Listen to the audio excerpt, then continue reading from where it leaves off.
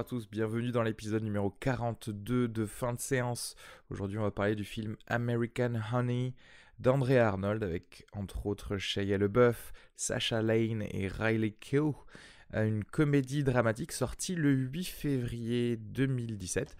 Je tenais également à remercier toutes les personnes qui ont liké la page Facebook dernièrement. Donc voilà, merci de suivre les actualités du podcast. N'hésitez pas également à vous abonner à Fin de séance sur votre application de podcast préférée, que ce soit sur iPhone ou Android. Ça vous permettra d'avoir directement les nouveaux épisodes qui vont s'afficher, voilà, sans avoir à attendre que je publie le lien SoundCloud ou YouTube.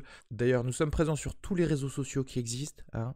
Même Tinder, donc n'hésitez pas à nous envoyer des messages si vous voulez qu'on parle d'un film en particulier. C'est pour le coup ce qu'on avait fait, j'avais oublié de le mentionner dans l'épisode dernier, Moonlight, puisque Odamenta via Instagram nous a demandé de parler du film Moonlight, donc c'est pour ça qu'on a dédié l'épisode 41 au film Moonlight. Et d'ailleurs je rajoute également le mail findeséance@gmail.com, voilà, si vous voulez nous envoyer quelque chose. Alors aujourd'hui, des rednecks, un Scooby Van et des magazines, on va parler d'American Honey.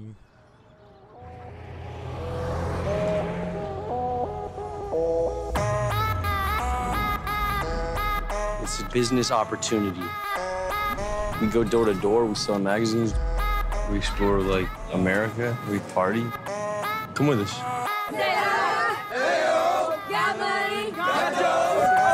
You got anybody who's gonna miss you? Not really.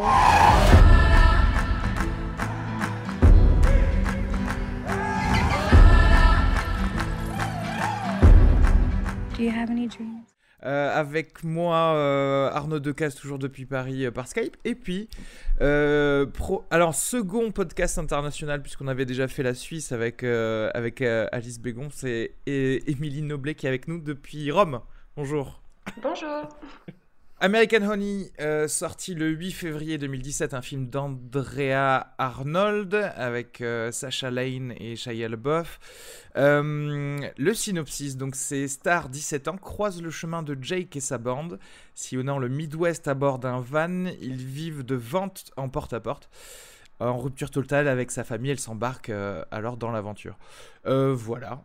Je vais m'arrêter là. Est-ce qu'il veut commencer et nous dire ce qu'il a pensé de American Honey ? Déjà, la première chose, c'est qu'il s'agit d'un road movie, dans la plus pure tradition des road movies, c'est-à-dire on va suivre une bande de personnages tout le long de leur périple, qui va être jalonnée de diverses péripéties assez déconnectées les unes des autres. Alors déjà, la première chose, moi j'aime beaucoup le travail d'Andrea Arnold. T'avais bien aimé Fish Tank, notamment, Fish qui est le Tank, plus Léo connu, du Levant et Red Road, et c'est les seuls films qu'elle a fait pour le moment. Ouais. Et elle continue en fait à creuser toujours cette même veine d'un cinéma que je qualifierais d'impressionniste. Mm-hmm. Ici, en fait, j'ai l'impression que c'est une adaptation d'Oliver Twist. C'est exactement la même histoire. Et juste pour résumer, Oliver Twist, en fait, c'est l'histoire d'un gamin qui vit dans un orphelinat, qui un jour s'échappe de cet orphelinat où il est maltraité et rencontre un gamin des rues qui est voleur et qui a beaucoup de bagou et qui décide de lui proposer de travailler pour une bande de voleurs qui bossent pour un vieil homme qui s'appelle Faggins et qui les exploite tous plus ou moins. Bon, la fin n'est pas la même parce qu'évidemment chez Charles Dickens il y a un retournement de situation qui fait que la situation d'Oliver Twist s'améliore après avoir rencontré un riche bénéfacteur, un peu comme dans toutes ces histoires. Mais j'ai l'impression qu'il s'agit d'une adaptation, d'une réactualisation de cette même histoire, mais qu'elle essaie d'explorer ce que le capitalisme signifie aujourd'hui. C'est-à-dire Dickens parlait vraiment de ce capitalisme du 19e siècle, et ici il y a une adaptation. Alors on en parlera sans doute plus en détail, mais j'ai vraiment l'impression que, mine de rien, ça parle du marché du travail tel qu'il est aujourd'hui, avec les contrats précaires, l'ubérisation, etc., etc. D'accord. C'est marrant parce qu'on rentre tout de suite dans l'économie. Moi j'ai vu ça d'un point de vue peut-être un peu plus détaché, anthropologique et culturel plus que d'économie, même s'il y avait un peu de ça. Mais on va y revenir. J'ai été peut-être orienté parce que du coup quand je suis allé le voir à l'avant-première, il y avait Andrea Arnold qui était venu présenter le film. qui est assez taiseuse. C'est-à-dire, grosso modo, elle a dit 2 phrases en fait. C'est, on lui a Où est posé mon une coca et... on lui a posé une question, on lui a demandé pourquoi elle avait décidé de tourner ce film aux États-Unis parce qu'elle est anglaise, britannique. Et elle a dit que c'était un film sur le capitalisme et que ça lui paraissait cohérent de le tourner aux États-Unis. Suite à quoi, celui qui l'interrogeait lui a demandé: est-ce que vous auriez quelque chose à dire au public avant qu'il voit le film? Et elle a répondu: en fait, pour être honnête avec vous, j'aime pas trop parler, je préfère danser. Donc si vous mettez de la musique, je pourrais faire quelques petits tours, mais sinon on va arrêter là. Et je trouve que ça résume bien le film en fait, tout ça. Ouais, c'est vrai. Donc elle a dansé, j'espère. Ils ont pas mis de musique, donc non. Ah, quel dommage. Émilie, qu'est-ce que tu as pensé de ce film? Alors, moi personnellement, j'ai beaucoup aimé le film. De la même façon qu'Arnaud, j'ai vu tous les films d'Andrea Arnold. Euh, c'est un drôle de film. Effectivement, c'est un road movie enfin, qui suit les codes assez établis du road movie. C'est aussi un teen movie. C'est un film générationnel qui est parfaitement illustré par toutes les musiques qui sont dans le film. Et effectivement, c'est un film qui parle de l'Amérique d'aujourd'hui. Enfin, l'Amérique... en tout cas, un cœur de l'Amérique plutôt en colère et plutôt très triste, qu'on connaît moins dans le cinéma américain. Ouais, l'Amérique white trash un peu. Ouais, elle déteste ce terme. J'ai écouté une interview, elle dit que c'est un terme qu'elle voudrait rayer du dictionnaire, mais c'est sur ces gens-là, j'imagine. en fait, effectivement. Ouais, parce que elle a, bah, en fait, quelque part, elle les filme avec beaucoup d'empathie aussi. Ces gens-là qui viennent de l'Amérique pauvre, en fait. Donc, clairement, ça me paraît normal qu'elle veuille évincer le terme du vocabulaire normal. Ouais. Bah écoutez, ouais, moi j'ai trouvé que c'était un road movie très intéressant où il y a des. Alors, ça m'a fait penser, je sais pas si vous connaissez le film Kids ou Bully, tu sais, de Larry Clark, et ça ressemble un peu à ça, tu vois, mais c'est transposé à des adolescents, tu vois. Et du coup, le road movie. Il y a plus d'espoir, j'ai l'impression, dans le film d'Andrea Arnold ouais, dans celui-là. que chez Larry Clark. Ouais, clairement. Ça se voit d'ailleurs aussi à la façon de filmer. Alors celui-ci, il est filmé un peu en mode documentaire, d'ailleurs format 4/3, tu sais, où tu as vraiment l'impression que tu regardes un de ces vieux documentaires. Mais qui est son format de prédilection. Ouais, elle tourne tous ces que films en en 4/3. 4/3. Ouais. Alors, c'est ça le problème, c'est que tu vois, elle aurait. Enfin, c'est pas le problème, c'est juste que tu m'aurais dit ce film-là en particulier étant 4/3, je me serais dit, tiens, il y a peut-être une volonté de coller avec la jeunesse d'aujourd'hui parce que tu sais, c'est plus le format smartphone, comme, etc. Bon, après, le fait qu'elle tourne de toute façon tous ces films comme ça, c'est. Bon, ça, non, mais en fait, c'est un paradigme général de sa mise en scène, c'est-à-dire que ce qui est toujours important chez elle, c'est les personnages en fait, la manière dont elle va les regarder. Et en fait, le 4/3, ça privilégie le personnage par rapport au paysage en fait. Ouais, c'est une bête question de proportion. Voilà, le 4/3, il est plus proche des proportions du visage humain que le scope ou n'importe quel autre format cinématographique. Ouais. Et effectivement, il y a un truc qui est très très humain chez elle parce que son film, celui-là, est assez comparable au film de Larry Clark, effectivement, voire au film d'Harmony Korine sur le fond. La scénariste d'ailleurs. Ah oui, c'est vrai qui que. était le scénariste de Kids, ouais, ouais, Harmony Korine. Ouais. Mais elle avait fait quoi déjà, Harmony Korine? Il a fait Spring Breakers, ah oui, Spring Breakers, Donkey pardon, Boy. pardon. Donc en l'occurrence Spring Breakers, Ouais, Andrea Arnold, elle a trouvé son actrice principale sur une plage et elle était en train de faire son spring break et de se défoncer la gueule sur la plage, quoi, en Floride. Donc il y a des liens et en même temps chez elle il y a un truc il y a évidemment quelque chose du contexte socio-politico-économique dont elle a envie de parler. Et aussi quelque chose d'extrêmement intimiste, et c'est là où je rejoins Arnaud, je trouve qu'elle a une capacité assez folle d'adapter le cœur de certaines œuvres, comme là on faisait le parallèle avec Oliver Twist, et elle a adapté Léo d'Hurlevent. C'est toujours un parcours intimiste, la trame du film, et là c'est vraiment un espèce de... Ouais, un bizutage sentimental en fait. Et on la suit, elle, et le béguin qu'elle a pour lui, et cette histoire d'amour qui est toute nouvelle pour elle, Oui, où qui... on voit que c'est un peu aussi son éveil de la romance en général, ouais, pour elle. Voilà, et voilà. Parce que, en fait, ce qu'il faut dire, c'est que donc cette jeune fille, elle a 18 ans. Donc c'est une gamine, mais déjà à son âge, en fait, elle s'occupe en fait des enfants de sa. Alors on sait pas trop, sa C'est peut-être belle-mère ses sans doute. demi-frères, demi-sœurs, ouais, on sait pas Ses trop. Ouais. demi-frères ou demi-sœurs. Elle vit avec quelqu'un qui est beaucoup plus âgé qu'elle et que visiblement elle aime pas beaucoup.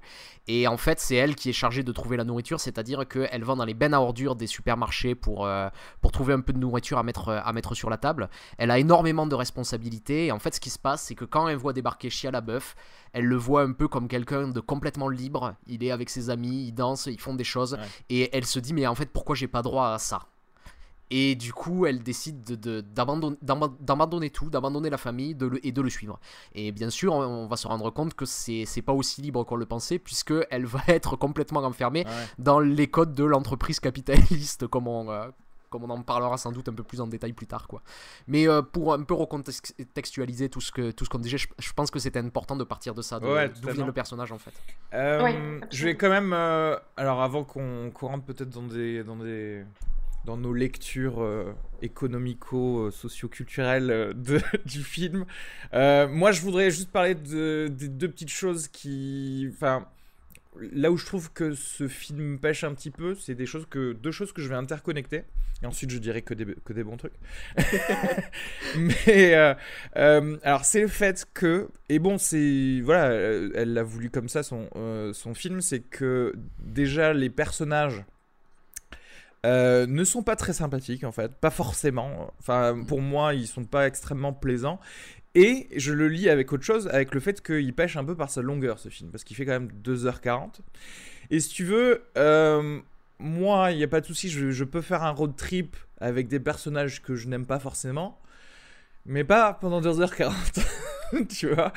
Donc, quelque part, voilà, à la limite, voilà, ce que j'ai à dire, parce que clairement, je pense que pour tout ce que moi, j'en ai retenu forcément, bon, c'est un peu une tautologie ce que je vais dire, si je retiens les choses que j'aime, forcément, bah, je dirais que tout le reste, c'est à enlever, mais c'est vrai qu'on pouvait, à mon avis, perdre voilà, 40 bonnes minutes dans ce film. Enfin, ouais, voilà, c'est juste mon petit avis. Après, effectivement, je pensais voir simplement quelque chose de très centré sur les émotions et les personnages et peut-être un coming of age ou des choses comme ça. Et finalement, j'ai été très surpris, et ça assez tôt, d'avoir directement une lecture un peu plus culturelle, et notamment sur les sudistes en fait aux États-Unis, parce que je sais pas si vous êtes rendu compte, et probablement puisque vous venez tous les deux de hocher la tête en même temps, c'est que voilà, en fait, tout ce groupe a bon, une voiture et un grand van qui ressemble, tu sais, à des shuttles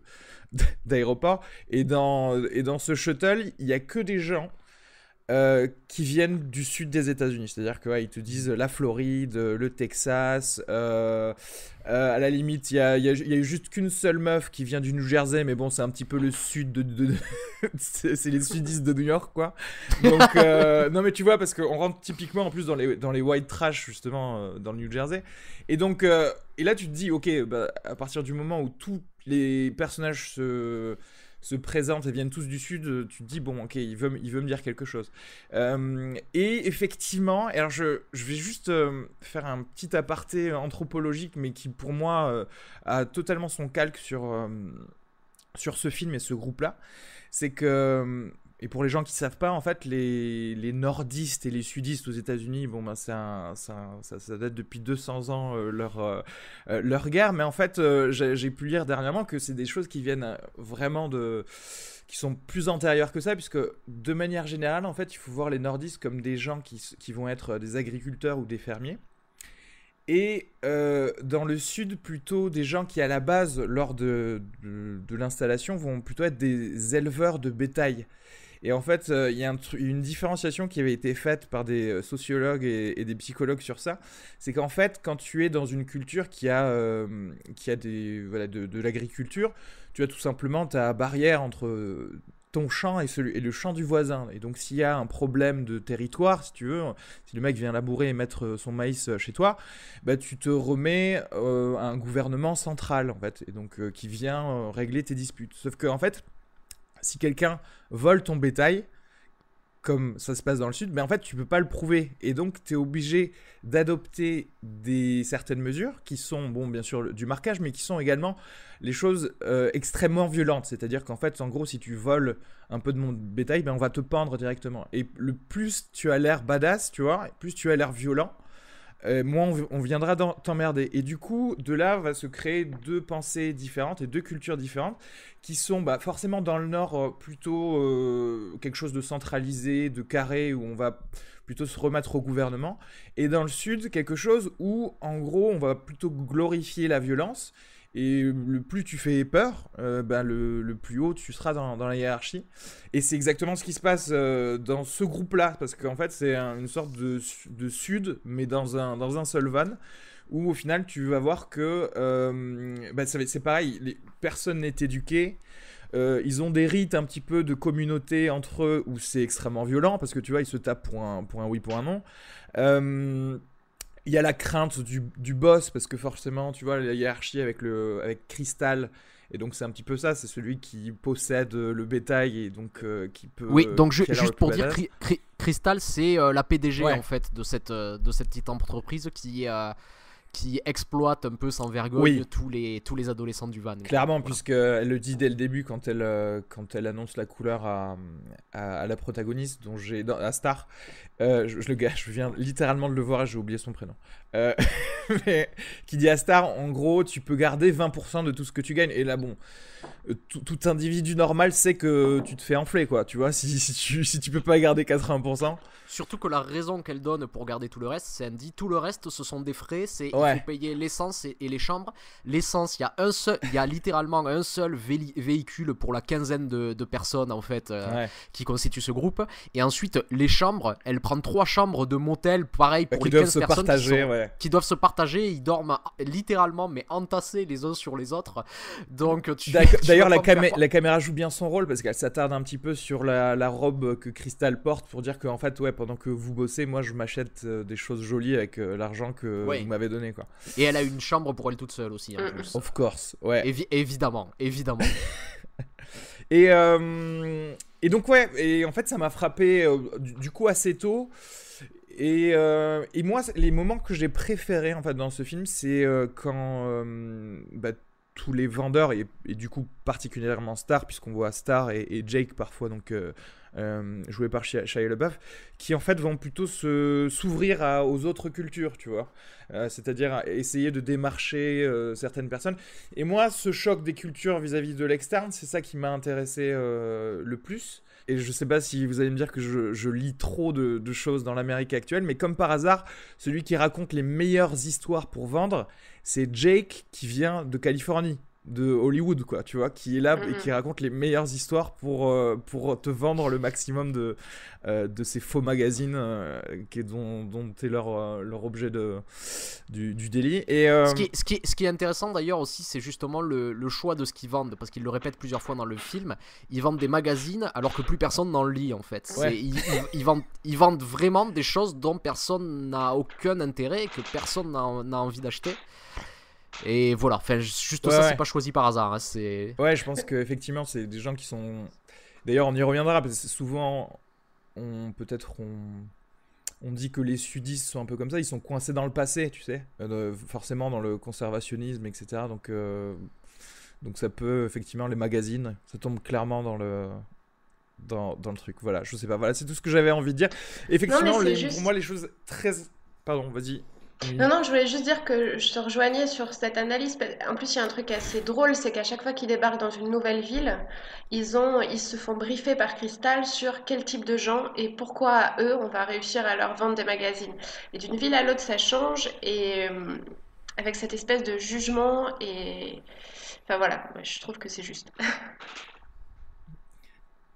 Oui, oui, non, mais t'as tout à fait raison. C'est-à-dire, comme tu dis, c'est très intéressant à chaque fois ces petits briefings avant les scènes de vente, parce que c'est vrai qu'elle catégorise tout de suite la population en certains segments. Enfin, là aussi, on voit des techniques de marketing Totalement, qui sont développées. Enfin, c'est ça que j'aime bien même en général chez Andrea Arnold, c'est-à-dire que quand tu le regardes un petit peu de l'extérieur, ça paraît toujours un truc, tu sais, très vif, très pris sur le vif, comme ça, très juste on regarde, et puis et en fait, quand tu analyses, tu te rends compte que c'est extrêmement réfléchi, extrêmement construit en fait comme manière de faire. Et ça, pour moi, c'est un exemple parfait un peu de sa méthode, quoi.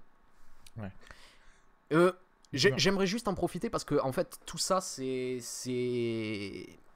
la forme et le fond un peu, ça font corps dans le film. J'aimerais juste un petit peu parler de la forme un peu plus en détail de Arnold. C'est déjà en fait la première chose qui me frappe dans ce film et chez elle en général, c'est que le montage essaie pas d'être invisible.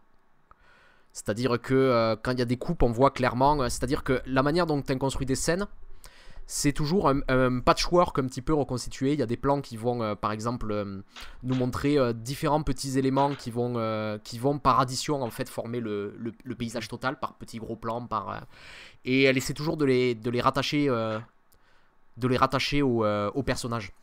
C'est-à-dire que par exemple, au début on disait qu'un film en 4 tiers pour privilégier les personnages, mais aussi la manière dont on filme les paysages. Il y a toujours en amorce une nuque ou un dos des personnages pour ramener toujours ces paysages aux personnages et pour créer un tout. Et elle arrive très bien, je trouve, à caractériser des gens par le décor dans lequel ils vivent. C'est-à-dire que justement toutes les familles, toutes les maisons où ils vont sonner pour essayer de vendre leur magazine, on va avoir comme ça ces petits éléments, ces plans qui vont un petit peu scanner l'ensemble de la maison pour nous montrer un peu comment ils se situent. Et on prend toujours le temps de faire ça pour essayer de construire les gens par cet environnement. Et c'est ça qui contribue à en faire ce que je disais au début, que pour moi c'est un cinéma impressionniste, c'est-à-dire que la manière dont les plans s'organisent, c'est-à-dire d'une manière générale quand tu prends dans le cinéma occidental et particulièrement dans le cinéma américain, c'est que généralement en fait la manière dont un film est monté, c'est il y a toujours un rapport entre cause et effet. C'est-à-dire que quand tu vas prendre un plan, ça va être la conséquence du plan d'avant. Tu vas avoir des enchaînements logiques qui se créent.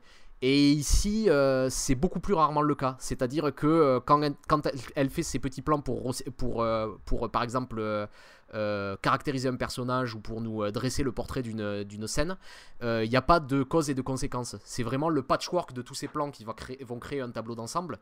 Mais c'est pas, il n'y a pas de rapport de cause à effet, en fait, entre ces plans. D'accord, je vois ce que tu veux dire. Il y a... Et... Oui, pardon, vas-y. Et ça, en fait, je crois qu'on peut le voir aussi même au scénario. C'est-à-dire qu'il y a beaucoup de gens qui, par exemple, auraient pris vraiment le temps, dans les 20 premières minutes du film, de nous situer la situation de Star. Ouais. C'est-à-dire, on aurait clairement vu, par exemple, que cette femme était sa belle-mère ou des choses comme ça. Ouais. Et elle, ça l'intéresse pas parce que ce qui l'intéresse vraiment dans ces scènes, c'est toujours l'impression qu'elle lui donne. C'est-à-dire l'impression de là où elle vit, l'impression de tout ça. Et le récit, il arrive à toi, malgré toi, j'ai envie de dire, mais c'est pas la première chose qu'elle va mettre en avant. Et enfin, pour moi, ça caractérise vraiment tout ce dont on a parlé jusqu'à maintenant. C'est-à-dire que... la primauté du personnage par rapport au reste, etc. etc. Voilà, je voulais juste en glisser un mot. Ouais, mais il y a aussi d'ailleurs la photo, même si elle est censée être, d'après le directeur photo, la plus naturelle possible. Genre, je sais pas ce que ça veut dire. ça veut dire on a utilisé qu'une lampe dans une scène. Je sais pas ce qu'il veut exactement dire. Mais tu sais, il y a toujours cette chaleur un peu orangée. Il y a une impression de moiteur pendant tout le film. Tu sais, vraiment du sud des États-Unis, encore une fois. Et c'est intéressant d'avoir effectivement aussi cet impressionnisme sur le filtre général du film, quoi. Ouais. Oui, vas-y. Juste rajouter un truc, sur cette histoire d'impression, il y a un leitmotiv, un truc qui revient dans tout le film, c'est les insectes dans ce film-là. Dans d'autres, c'est d'autres choses, mais là, il y a toujours des plans d'insectes à tous les moments du film qui ponctuent un peu, qui font partie de l'atmosphère, qui font partie justement de cette description en image de l'atmosphère d'un lieu, quoi. Et c'est assez réussi. D'ailleurs, les petites bébêtes ou les grosses, il y a même un ours à un moment donné qui Ah, il y a un arrive, ours, ouais. Là, cette scène, c'était un peu étrange, mais ouais. Là, ouais, je sais pas trop. Là encore, vous allez me dire, je pense, je réfléchis trop, mais je me suis dit pourquoi un ours, tu sais. Surtout que, attention, qu'on soit bien clair, si un ours s'approche de vous comme ça, mais barrez-vous, hein, parce que sinon c'est fini. Hein. Il paraît qu'il vaut rester immobile, non? Il vaut pas mieux rester immobile que de partir en courant? Ah oui, Moi, j'ai trouvé son action assez pas logique. trop. Ça avait pas trop. Mais de là à sourire quand même, ça avait pas trop réussi au gars de The Revenant quand même de rester immobile. Mais Non, c'est vrai. Cela dit, dans The Revenant, c'était un ours en image de synthèse. Ah oui, donc voilà, c'est pour ça. Il faut éviter la motion capture, c'est pas grave. Sa vision est basée sur le mouvement. Mais oui, je me suis dit, est-ce que c'est pas un clin d'œil? Parce que tu sais, l'ours, c'est le symbole de la Californie. Je sais pas si c'était pour rappeler Jake ou pas à ce moment-là de l'histoire. Je sais pas trop, en fait. Pour être honnête, je suis pas sûr qu'il y ait véritablement un symbolisme autour de tout ça. J'ai l'impression que par accumulation, c'est toujours, ça fonctionne par couche, c'est-à-dire en accumulant les insectes, il y a cette idée de la nature qui est toujours qui est toujours là. Oui.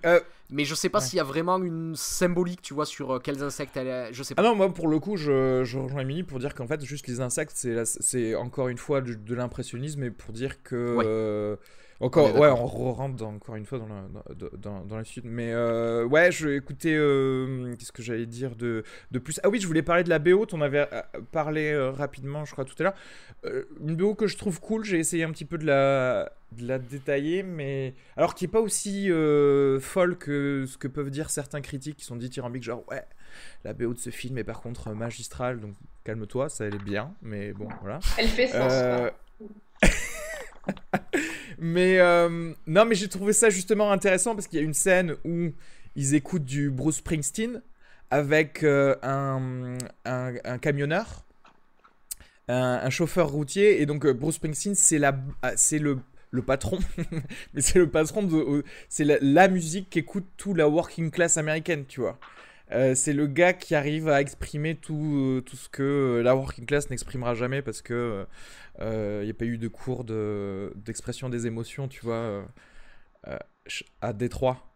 Cette scène que je trouve très belle, donc elle est dans le camion d'un vieux routier américain, sans doute très proche de la retraite, hein, et en fait qui semble être le seul à être sincèrement intéressé par les magazines, puisqu'il lit vraiment des magazines.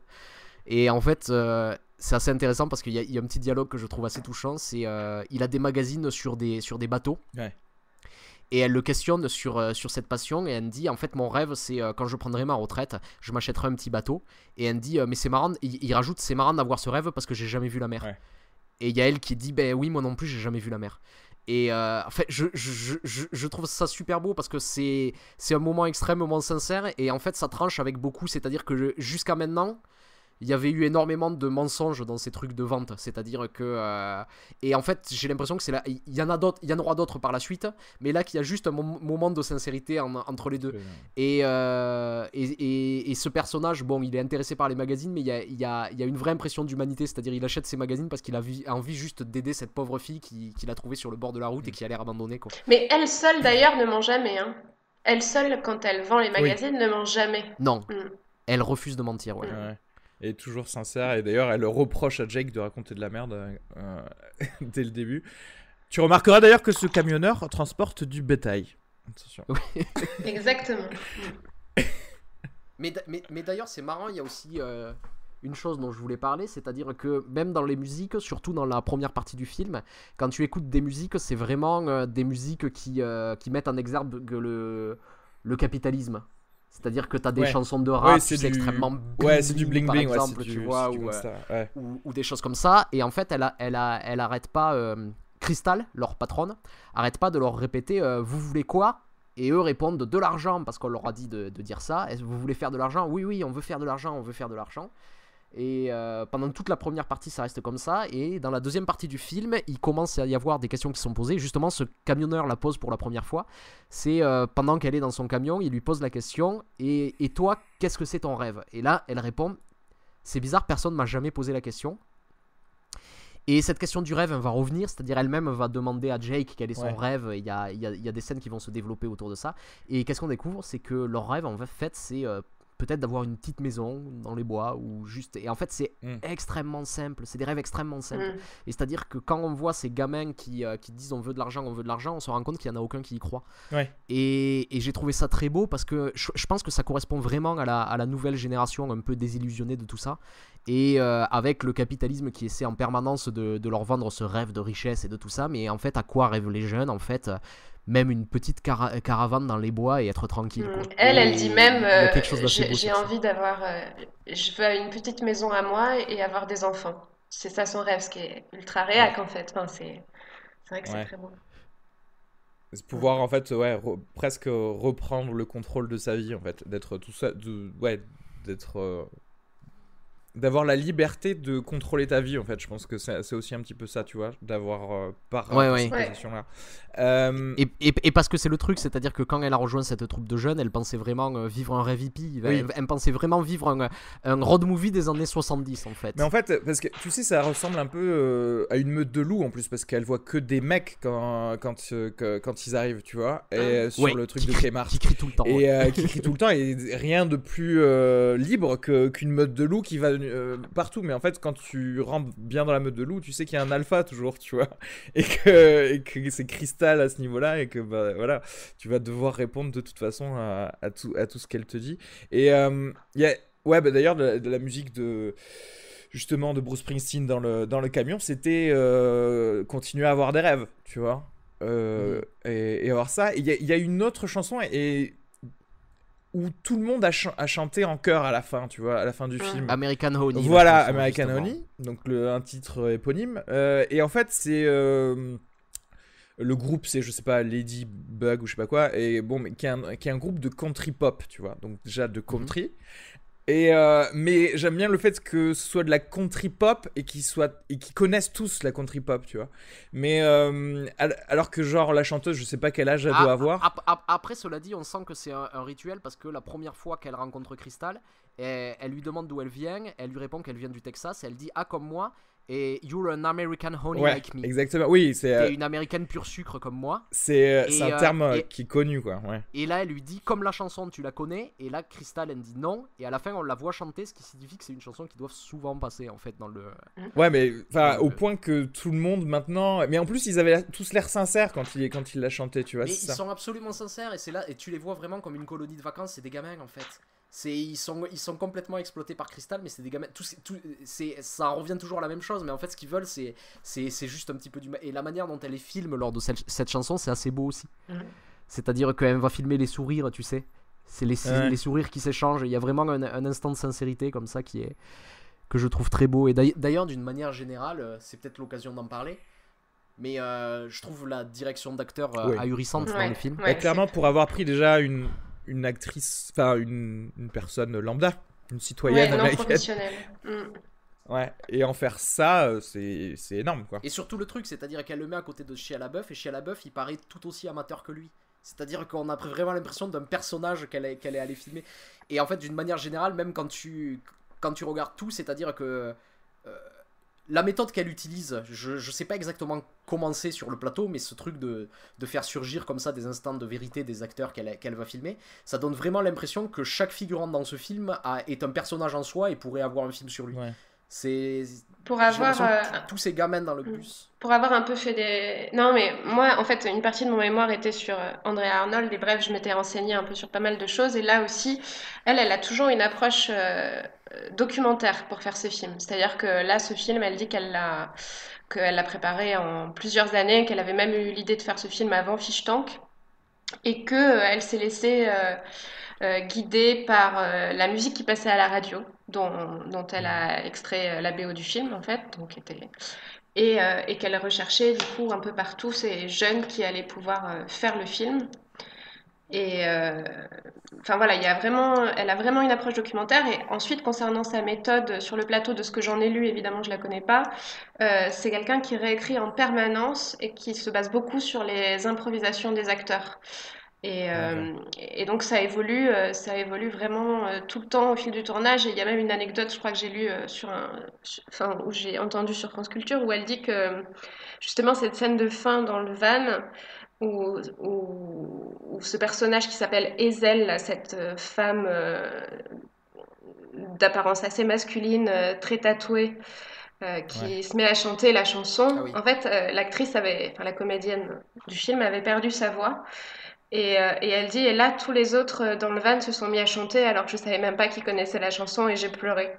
Et donc voilà, donc pour dire que cette scène magistrale qui constitue la scène de fin de film, elle n'était pas prévue comme ça et c'est un cinéma comme ça qui se D'accord. réécrit tous les jours, au fil du tournage. D'accord. Ça a dû plaire à Shia LaBeouf, les improvisations, je pense. En fait, ça donne vraiment une impression parce que en fait, j'ai l'impression que il y a aucun des personnages qui va être enfermé dans son cliché. Je vais prendre pour exemple une scène que j'aime énormément aussi dans le film. C'est à un moment donné, en fait, elle part en virée avec 3 vieux éleveurs texans justement, enfin texans ou je sais pas quoi, mais du Midwest, avec Ouais. 3 éleveurs.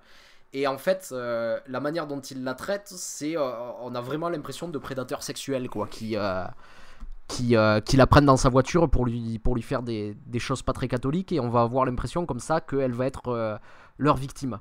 Mm. Et en fait, ce qui se passe, c'est que dans la scène d'après, on se rend compte qu'à aucun moment, elle ne va jouer ce truc de victime. C'est-à-dire, à un moment donné, il y en a un qui la trompe en lui disant qu'elle va avoir pied dans la piscine alors qu'elle n'a pas pied et qu'elle sait pas nager. Et ce qu'il fait, c'est elle sort de la piscine et elle le jette dans la piscine. C'est-à-dire, elle va pas se laisser faire. Tu vois ce que je veux dire? On va jamais être enfermé dans des relations comme ça, complètement unilatérales. Ça va jamais. Et c'est ce qui fait que le film tombe jamais dans le misérabilisme, je trouve. Mm. C'est que, en fait, j'ai jamais l'impression que les personnages me sont donnés. Que les personnages. J'ai jamais l'impression qu'elle a des préjugés sur les personnages, en fait. Ouais, ouais. C'est-à-dire, elle arrive. Mais comme elle est Elle filme honnête, ce qu'il y elle a. a tout le temps une vision honnête des autres en fait. Et du coup, elle fait ok, vous m'avez pris en stop, vous m'avez aidé, donc je vous fais, enfin, entre guillemets, un peu confiance. Et si effectivement vous m'attaquez, vous allez recevoir Ouais. une gifle en retour. Ouais, c'est intéressant comme sa façon d'être implique aussi sa façon forcément d'interagir avec les autres. Cela dit, de ce que tu disais des personnages, j'ai quand même un petit souci avec avec le personnage de Shia LaBeouf quand même. Moi j'ai plus l'impression de voir un acteur qui... Enfin, je sens beaucoup plus du coup en lui forcément quelqu'un qui est parti voir André Arnold avant et qui a dit ouais j'ai eu cette idée pour mon personnage, il va avoir une tresse, il va s'habiller comme ça, plutôt que quelqu'un qui semble pour moi totalement organique comme les autres peuvent l'être en fait. Non, je sais pas. Vous êtes non, vous trouvez qu'il était bien comme ça. Moi, j'ai été assez Crédible. convaincue, hein. Moi, pareil, ouais. Ouais. Non, Dans- je sais pour la pas. trêve. J'ai eu un petit truc. Après, franchement, il m'y a fait croire pendant le film. Mais quand je l'ai vu arriver, je me suis dit, je sais pas, je me suis, Après, j'ai vu il a sans l'acteur, doute tu vois. plus.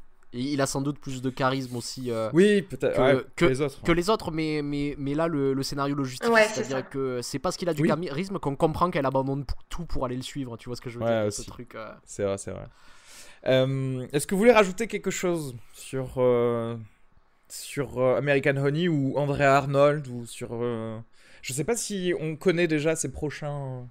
C'est-à-dire qu'il y a quelque chose, parce que là aussi, on a parlé à plusieurs reprises d'approche un petit peu documentaire, mais ce sur quoi je voulais insister, c'est que malgré tout, il y a quand même aussi des très très beaux moments de cinéma construit. C'est-à-dire que moi, je pense à la scène de fin où il danse autour du feu, par exemple. Et je sais pas comment dire, c'est-à-dire que si je voyais le scénario, je te dirais que je vois pas très bien en quoi ça conclut le film. À la fois, il y a une idée de réconciliation entre Jake et Star au moment où il lui donne cette tortue à la fin, donc je vois en quoi ça peut un peu résoudre ça.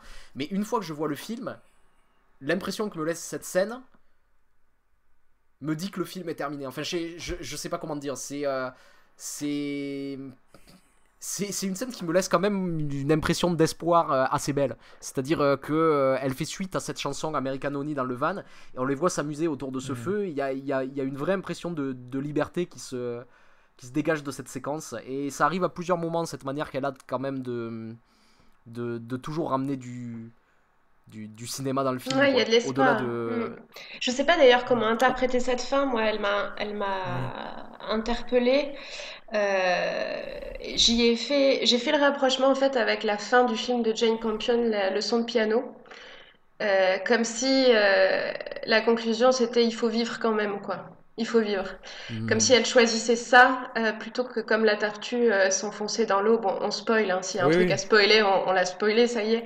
Mais il Ouais, y a un enfin, drôle de truc où elle joue sur une espèce d'image du suicide et puis la dernière image du film c'est elle qui ressort de l'eau au clair de lune pour prendre sa respiration. Je sais pas, ouais. Mais après j'ai pas compris la tortue, j'ai pas trop. Je me suis je posé sais des pas. Je questions sais sur pas parce cette que fin en fait. Voilà.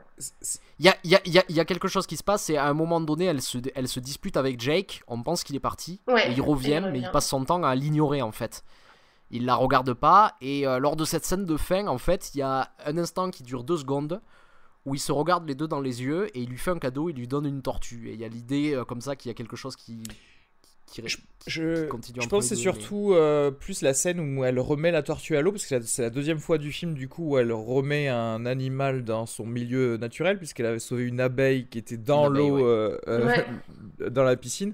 Je pense, Et je aussi, sais pas, peut-être que il y a c'est... même ça plus de fois. Il y a aussi un moment dans la maison qu'il loue où elle attrape Ouais. un autre insecte qu'elle remet dehors sans jamais les Ah tuer. oui, c'est Il y a vrai. plusieurs Ouais, c'est occurrences vrai. de ça. Ouais. Et En je vrai, pense que c'est un peu... Il y a un petit clin d'œil vers son désir de... peut-être de maternité, c'est con, mais elle l'avait déjà dit qu'elle voulait avoir des enfants. Elle est tout le temps euh, très sympa avec tous les enfants qu'elle a à côté d'elle dans le film. Tu sais, même Mm. avec les enfants qu'elle ne connaît pas du tout, pour le coup. Oui, il y a Avec, des enfants pour qui elle achète de la ouais, nourriture, et qu'elle avec se rend qui, compte que leur voilà, frigo avec est qui vide. c'est encore une maman, tu vois. Et peut-être que, je sais pas, peut-être qu'il y a il y a un clin d'œil sur ça, parce que effectivement... et après, le fait d'effectivement, forcément, d'émerger de l'eau, c'est, t'as envie de dire, la vie, même si t'as l'impression que t'es toujours au fond, tu, ouais, sors pour de la respiration. Après, j'aimerais aussi rajouter quelque chose, parce que tu parlais que le film était un peu long. C'est vrai qu'il est long, après je l'ai pas forcément ressenti comme si long que ça, mais surtout en fait, si j'ai une chose à regretter sur le film, c'est que j'ai l'impression qu'il y a une scène qui me manque quand j'ai terminé le film.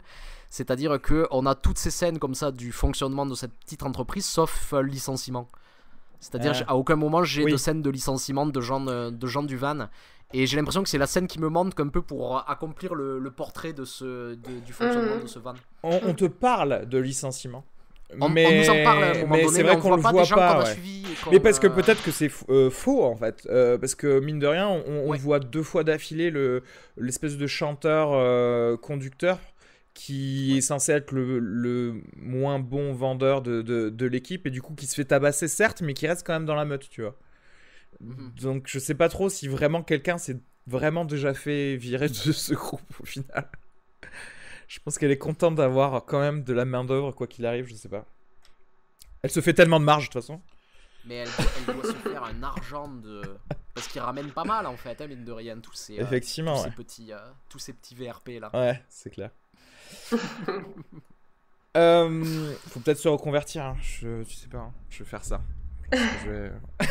je vais faire comme du Dickens, je vais avoir des gosses qui vont aller. Oui, et parce que aussi ce qu'il faut dire, c'est que les techniques de vente qu'utilisent ces acteurs, qu'utilisent ces vendeurs, c'est ce qu'ils vendent finalement, c'est un petit peu d'humanité. Oui, c'est du contact avec... C'est du contact, c'est toujours ça, ce n'est que ça. Où ça va même jusqu'à la prostitution à un moment donné, Ouais. quoi. Où c'est toujours ce truc humain qui est vendu, en fait. Complètement. Ben oui, après pour terminer, pour dire que bon après moi je suis d'accord, c'est-à-dire que je considère qu'il est trop long, mais je pourrais pas te dire où couper en fait. Hein, donc Mais en fait, tu je sais vois. pas comment dire. Je pense qu'il y a, je pense que si tu prends juste sur le scénario, je pense qu'il y a des scènes en fait que tu peux vraiment enlever comme Ouais. ça. Mais en fait, là Le où fait je qu'elle vais les ait dire filmés, que ça m'a pas donné cette impression là, c'est que je les trouve toutes réussies Ouais, en ouais. fait. Et c'est ça le truc en fait. C'est-à-dire que l'inverse, c'est-à-dire une scène ratée mais nécessaire, je vais pas l'excuser. mais une scène non nécessaire mais réussie, elle peut passer très très bien dans un film, je trouve. Enfin, Ouais, non, mais totalement. C'est pour ça que, effectivement, je défie quiconque de me dire on peut se séparer de cette scène, tu vois, parce que typiquement, quand la scène avait commencé justement avec le camionneur, je me suis dit, tiens, ça. C'est une scène, ça aurait pu partir. Et en fait, ils ont commencé à parler. Tu fais genre, ah oui, non, ça, t'es obligé de le garder. Alors, c'est marrant, je me suis dit exactement la même chose. Je m'étais vraiment dit, ah, peut-être que celle-là, on n'en a pas besoin, mais ça a continué. J'ai fait, ah si, d'accord. Parce que forcément, on est obligé un petit peu de penser. Tu sais quoi, on devrait. Comme je n'aime pas lire les synopsis d'ailleurs avant de voir un film au cinéma, il faudrait aussi me cacher la durée du film en fait. Parce que parfois, quand on sait qu'un film va durer 2h40, t'es là, tu commences tout de suite à préjuger de quelque chose. Tu commences à faire genre, oui bon, c'est une comédie dramatique avec des adolescents, est-ce qu'on en a vraiment besoin de ces 2h40 ? Et du coup, tu regardes un peu tout aussi avec un prisme bizarre. Mais c'est ce truc des impressions, enfin il y a des scènes qui sont là simplement pour leur pouvoir évocateur visuel, quoi. Il y a la scène où elle est descendue du camion, je crois que c'est la scène qui suit cette séquence dont on parle, où elle se retrouve dans un champ et elle s'enfonce et en fait ce champ est plein de sang parce qu'elle est juste à côté d'un abattoir. Et c'est une scène qui dure 3 minutes et qui est... Alors je sais pas ce qu'elle veut dire, je sais pas si c'est symbolique et tout, mais juste... c'est une scène qui narrativement n'apporte rien et qui pourtant fait qu'on est là où on est, on se sent au présent des personnages, quoi. Ouais. Ouais, tout à fait. Alors, on va passer au miam, je pense. Combien de miam sur 5 vous donneriez à American Honey ? Vas-y Arnaud. Je commence. Ok. Du coup, moi je mets 4 miams. 4 miams. Donc c'est. Alors, juste pour l'échelle, 4 miams, je donne très très rarement en fait. Voilà. C'est très rare, effectivement. Que genre pour Elle ou des films comme ça, je pense. Non. En fait, 4 miams, ça veut dire que ça va être dans le top 10, quoi. Oula. Oula. Déjà. Eh ben, je te suis Arnaud. 4 miams. 4 miams. Ok. Et toi ? Écoutez, moi je ne sais pas, j'hésite entre 3 ou 3,5, je dirais que c'est renégociable, mais je vais mettre 3... Écoutez, je vais mettre 3 miams, mais effectivement c'est vrai que je l'ai vu il y a quelques heures, il me faudrait un peu plus de temps pour savoir, mais ça peut augmenter, effectivement, parce que ne serait-ce que le fait que, tu vois... c'est typiquement la sorte de film où il y a des images qui vont revenir. On l'a déjà dit pour pas mal de films, ça. Mais je me vois bien repenser à quelques plans de ce film en me disant « Ah ouais, c'est vrai, American Honey, c'était pas mal. » Donc voilà. Oui, bon, après, je pense qu'on est plutôt d'accord. Est-ce que vous le conseilleriez, là, par exemple, si quelqu'un vous dit en ce moment au cinéma, bon, bah, du coup, à part Emily qui est à Rome et donc les gens ne peuvent même pas encore le voir, est-ce que tu vas dire aux gens, dès qu'il va sortir, ouais, franchement, allez le voir, ou est-ce qu'il y a d'autres films qui sont plus importants en ce moment, juste, je sais pas, avec ce qui se passe au cinéma, ou je sais pas. Personnellement, moi, je trouve qu'en ce moment, il y a pas mal, mine de rien, il y a pas mal de films intéressants au cinéma. Mais je pense que pour moi c'est le meilleur film à l'affiche pour le moment, en ce moment. Voilà. Ok, il y a Billy Lynn aussi, n'oubliez pas. Que j'ai pas encore vu, donc je peux pas en parler. J'y vais demain. Ok, très bien. Moi je le verrai plus tard. Et ouais, non, moi je le conseille à 100%. Ouais. Moi depuis. Enfin, en même temps, t'as fait ton mémoire sur André Arnold. Non, sur le format 4 c'était bien plus précis que ça. D'accord. Mais ça m'a amené à lire des choses qu'elle a dites et écrites. Voilà. Ah, ok, d'accord. Ah putain, ça a l'air... on peut avoir une copie en PDF ou pas de Absolument, c'est ultra chiant, mais oui. Je veux bien l'avoir, merci de... Voilà. Et bon, bah écoutez, je crois que on a fait le tour de American Honey. Merci à tous les deux. Merci. Et pour ceux qui sont arrivés jusque-là, déjà bravo, merci. Et n'oubliez pas de vous abonner à Fin de séance sur iTunes et à la page Facebook. Donc voilà, merci beaucoup, ciao. Ciao. Bisous.